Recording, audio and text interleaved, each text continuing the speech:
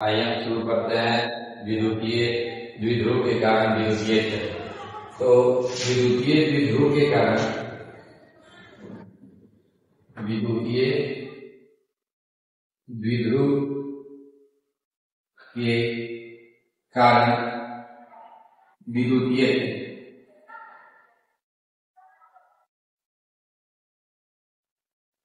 द्विध्रुव के कारण विद्युतीय क्षेत्र 3 केस में निकलता है। पहला केस होता है अक्षीय स्थिति में, दूसरा केस होता है उसका लंब समद्विभाजक या निरक्षीय स्थिति में, और तीसरा केस होता है किसी भी बिंदु पर। तो सबसे पहले हम बात करते हैं द्विध्रुव के कारण विद्युतीय क्षेत्र। केस 1 में चलते हैं अक्षीय स्थिति में।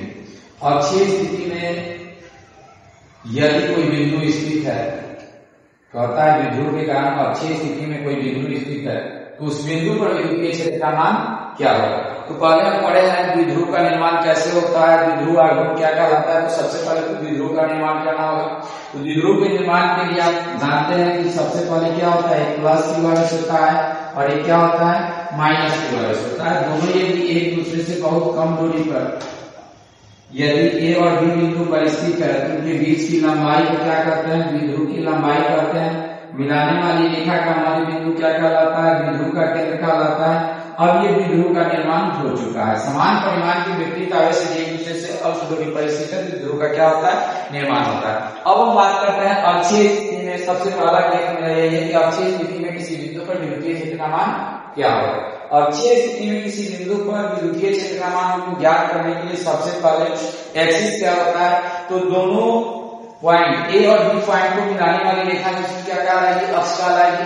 क्योंकि इसी के अंदर जो विद्युत आघूर्ण होता है वो धन आवेश से का होता है, ऋण आवेश की तरफ होता है। उस कंडीशन में या तो इस साइड में कहीं कोई पॉइंट होगा, इसी रेखा की मिलाने वाली रेखा के बीच में या तो लेफ्ट साइड में तो क्या होगा, राइट साइड। ए की तरफ होगा नहीं तो बी की तरफ होगा। किसी न किसी बिंदु पर इसका मान लेते हैं कि एक बिंदु है जो यहाँ पर एक बिंदु स्थित है जो द्विध्रुव को मिलाने वाली रेखा के अनुदिश क्या है, स्थित है अक्षीय स्थिति में। उस कंडीशन में द्विध्रुव के केंद्र से इसकी दूरी मान लेते हैं r। द्विध्रुव के केंद्र से इसकी दूरी क्या है, r है। तो ये यदि इसका मध्य बिंदु है तो ये l होगा, ये भी क्या होगा, l होगा। उस कंडीशन में यदि हम bn की दूरी निकालते हैं तो क्या होगा, r माइनस l होगा। और यदि हम an का डिस्टेंस निकालते हैं, दूरी निकालते हैं तो क्या होगा, r प्लस l होगा। क्यों होगा, क्योंकि केंद्र से n बिंदु की जो दूरी है वो क्या है, r है। तो यदि r में से हम l को हटाते हैं तो क्या होगा, r माइनस l होगा। r में यदि l को हम जोड़ते हैं तो क्या होगा, r प्लस l होगा।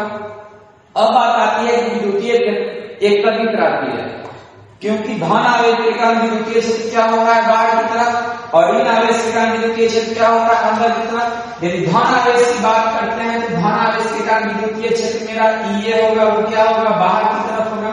और ऋण आवेश के कारण जो विद्युतीय क्षेत्र मेरा ईबी होगा वो क्या होगा, अंदर की तरफ होगा। यानी कि ये की दिशा क्या होगी, बाहर की तरफ होगी, और ईबी की दिशा क्या होगी, अंदर की तरफ होगी। अब एक चीज आपको यहाँ पे निकालना है। आप जानते हैं यदि हम चित्र से बात करते हैं, चित्र से यदि हम बात करते हैं तो OM बराबर क्या दिया हुआ है आपका r, आपका BM बराबर क्या दिया हुआ है तो r माइनस l, आपका AM बराबर क्या दिया हुआ है तो r प्लस l, यही दिया हुआ है। अब ध्यान से देखिएगा तो यहाँ पे आपको सबसे पहले आपको निकालना होगा प्लस आवेश के कारण क्या चीज, m बिंदु पर प्लस q आवेश के कारण, प्लस q आवेश के कारण किस बिंदु पर, m बिंदु पर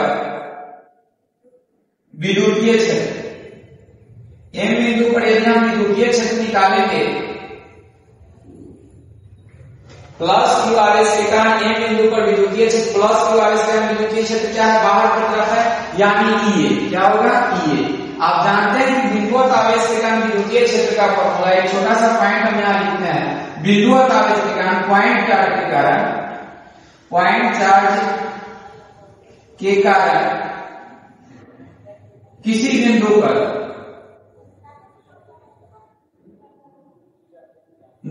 या r दूरी पर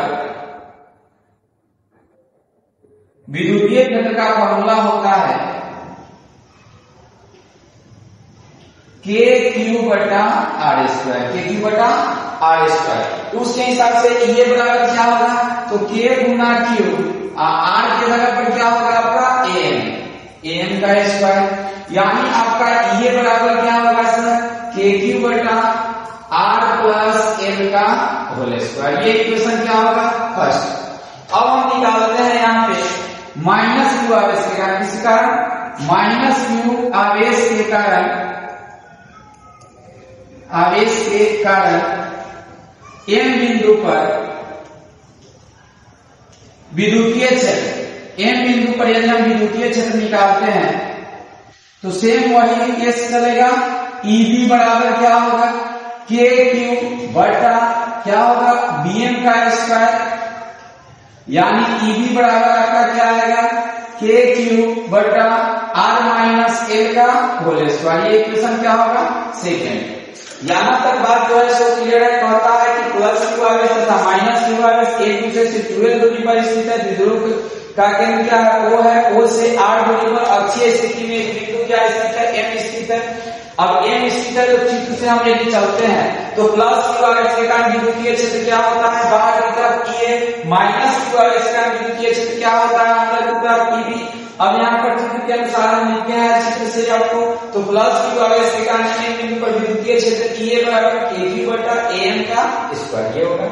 अब एम का वैल्यू दिया हुआ है यहाँ पर देखिए आर प्लस एल रखेंगे तो ये बराबर के क्यू बटा आर प्लस एल का होल स्क्वायर। फिर उसी तरह हम बी बिंदु के कारण यानी माइनस क्यू आवेश के कारण विद्युतीय क्षेत्र, इसमें द्विध्रुव में प्लस आवेश और माइनस आवेश दोनों है, तो विद्युतीय क्षेत्र निकालेंगे तो ये बराबर के क्यू बटा आर माइनस एल का स्क्वायर। आप जानते हैं कि विद्युतीय क्षेत्र कौन सा राशि है तो सदिश राशि है, और सदिश राशि है तो परिणामी क्या होता है यदि कहता है आपको ये ऑलरेडी पहले से मालूम है कि जो विद्युतीय क्षेत्र होता है वो दूरी के वर्ग की क्या होता है व्युत्क्रमानुपाती होता है।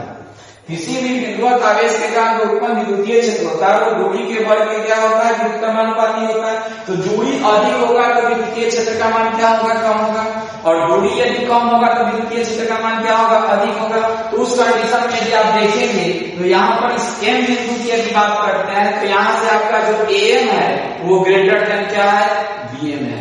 एम का मान बीएम से क्या है ज्यादा है, तो उस कंडीशन में क्या होगा जो आपका ईबी होगा वो ग्रेटर देन क्या होगा ये होगा। क्यों होगा क्योंकि बीएम का मान कम है तो इसका मान क्या होगा ईबी का मान ज्यादा होगा, और एम का मान ज्यादा है तो आपका ये का मान क्या होगा कम होगा, तो ईबी ग्रेटर देन ये। इस प्रकार परिणामी विद्युतीय क्षेत्र इस पर कितना लय करता है 10 न्यूटन पर कूलम से इधर और 20 न्यूटन पर कूलम से इधर। तो यानी ये पॉइंट का रिजल्टेंट कहाँ होगा तो अंदर की तरफ होगा।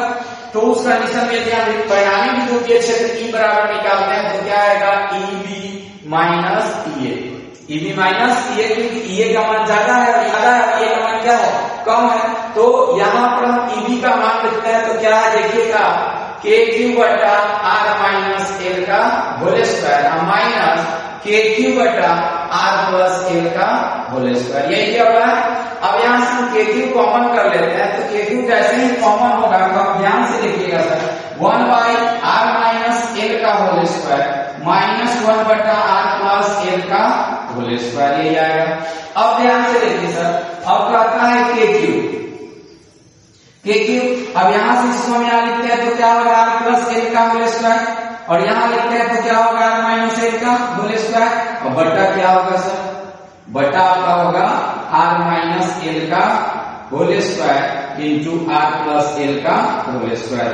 घटाव करेंगे हम, यदि हम सब्ट्रैक्ट करते हैं तो क्या आएगा के क्यू और गुना क्या होगा R square plus L square plus 2